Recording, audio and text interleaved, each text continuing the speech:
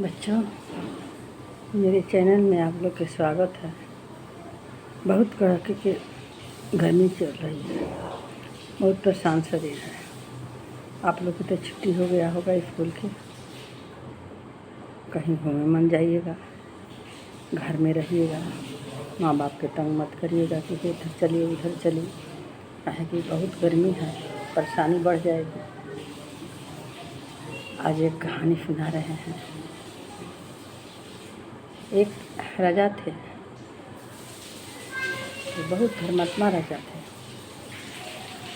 एक दिन की बात हुआ कि महल खूब सुंदर था, लेकिन वो महल में कोई रहने वाला नहीं था। तो पंडित बुलवाए, बोले कि पंडित जी इतना सुंदर महल बनाए हैं, लेकिन इन महल में कोई रहने वाला नहीं है। क्या कारण है कि घर सुना सुना है, कोई है नहीं। तो ब्राह्मण बोले कि राजन, तुम दूसरा शादी करो, दूसरा शादी करेगा तो वंश हो सकता है कि होगा। काहे कि वो जन्म में तो कुछ दान भी नहीं किया है, धन अताय था, इसीलिए धन अताय मिला है। लेकिन आपकी जन्म में तो अच्छे हो, तो अच्छे कर्म कर रहे हो, ठीक है। तो अपना शादी किए, दूसरी औरत आई। एक दिन जंगल में शिकार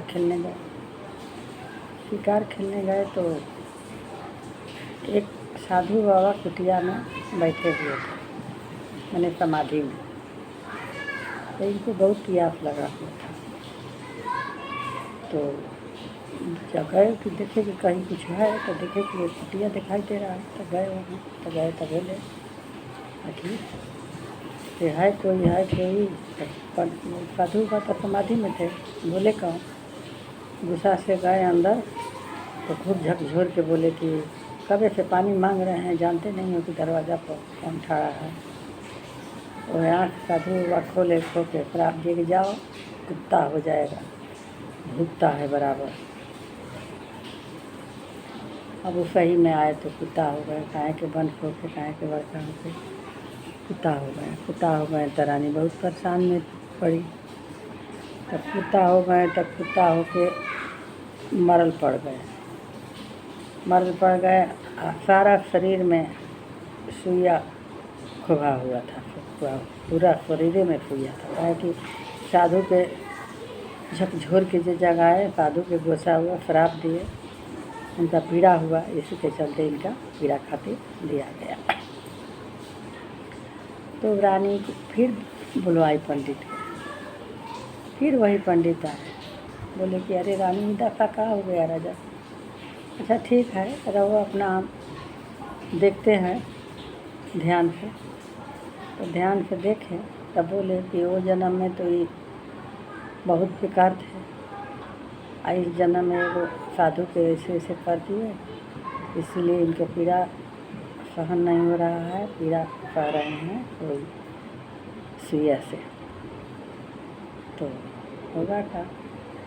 तो बोले राजा के पंडित आके रोज डेली 10 सुइया 12 सुइया तो निकालो, और दूसरी पत्नी नहीं, पहली पत्नी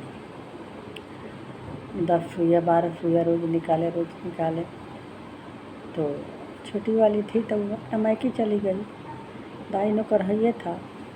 होते बने सारा सुइया निकल गया, रह का गया। तो दोनों आके जैसे जैसे सुइया निकले तैसे तैसे मनुष्य के शरीर भइल जा रह गया, दोनों आँखी के पटनी पे। फिरहाना फिन हो रहा था राजा के। तो लौड़ी आई, बोली कि रानी साहब बहुत दिन चढ़ गया है, जाइए, हम तले 2-4 को निकाल देते हैं। तो बोली कि नहीं तू मत निकालना, काहे कि हमरे निकालना है। वो गई, अब पट सब सुइया निकाल दी। रानी अभी नहा वहा के पूजा करे गई, तब तक के निकाल दी। तो राजा आँख खोले तो देखी कि तो बैठी है खूब सुंदर एगो लड़की, वह उठाए फिनौरा, उसी का मांग में सिंदूर कर दिया। आई तब बोली अरे का की, तो अब तो रानी बन गई है, लौड़ी बन गई। अब तुरंत बोली कि अरे लौड़ी राजा जी पानी मांग रहे हैं, ला। अब तो बेचारी हक बक हो गई। तो अब रहने लगी। फिर इसका बाद क्या हुआ, आखिर कुछ दिन का बाद राजा अपने दोनों व्यक्ति के फ़ोटो देखे, कहे कि वो तो सो गए थे, तो उनको तो नया जन्म हुआ ना। तो देखे तो बोले कि एकरा से लौड़ी पे के लौड़ी मैंने वो रानी पे ये फ़ोटो हमारा तुम्हारा है, दोनों आदमी की किसका फ़ोटो है। तो बोली कि अरे राजा साहब आप तो अंधे हैं, लौड़ी के शादी किए, सारा शरीर के सुइया हम निकाले, आपको कष्ट झेले, 5-10 सुइया था। बोली कि रानी साहब जाइए, तो हम बोले कि मत तू, मैंने पूरा कहानी सुनाई। अब बस निकाल दिया, बिना जाने बुझे इसको रानी बना लिए आप कि हम आप हैं। तब वह अपना कहा कि रानी दोनों बेकत रहने लगा। भगवान कुछ दिन का बाद बालों बच्चा दिए और वो लौड़ी के खादेब उसे भरवा दिया गया। तो वही इस कहानी के यही है नियम, और यही इसका निचोड़ निकलता है कि गलत काम करे से एक दिन गलत होना ही पड़ता है। बच्चे ऐसे गलत काम नहीं करना चाहिए। वो अपना से कोची की पूरा राजपाट ले लेंगे, लेकिन राजपाट कहाँ ली, आखिर एक दिन उसका अंत हो ही गया। तो पाप के अंत होता है, धर्म के अंत कभी नहीं होता है। इसी से आप लोग के नई कहानी सुनाते हैं, आप धर्म का मार्ग पे चलिए, धर्म करिए। जय श्री राम, हर हर महादेव। फिर आगे कल बोलेंगे, कल सुनाएंगे। तब तक के लिए आप लोग से विदा मांगते हैं।